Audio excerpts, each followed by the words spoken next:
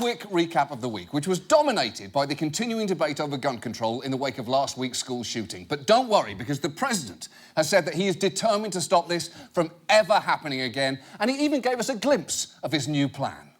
While President Trump says he's listening to new ideas about school safety, he emphasized arming teachers and other school personnel, an idea backed by the National Rifle Association. We need to let people know, you come into our schools, you're going to be dead. And it's going to be fast. OK, so first thing there. You're going to be dead and it's going to be fast is already the slogan for Carl's Jr., so you can't use that.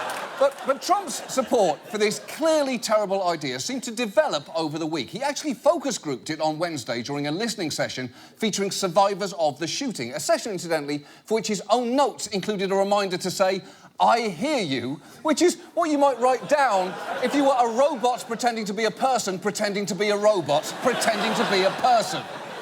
And not surprisingly, arming some teachers did not go down too well in that room. Watch what happened when he asked for a show of hands. Does anybody like that idea here? Does anybody like it? Right? Yes? For Meadow, your beautiful Meadow. We talked about that.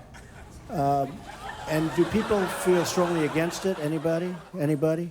Strongly against it? All right, I mean, look, we can understand both sides.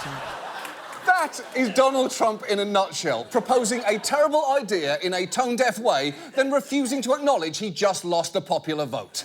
Now, there are clearly multiple issues with the idea of arming teachers, from the fact that it is not their job, to the fact that there was an armed deputy in Parkland and that didn't deter or stop the shooter. But even the logistics of this plan are pretty daunting. There are over 3 million public school teachers nationwide and 400,000 in private schools. Arming 20% of them, as Mr. Trump suggested Thursday, would mean more than 700,000 people with guns in schools. Yeah. So it's no wonder the NRA likes this solution. It involves buying hundreds of thousands of guns, and that's their solution to everything. They probably deal with climate change by pointing a Glock at the ocean and daring that motherfucker to rise. And it's worth noting that one of the many key groups expressing doubts about this idea is teachers. This does not pass any common sense test whatsoever. The National Education Association said more guns in a school is not the solution. The problem is that very dangerous people have very easy access to very dangerous weapons.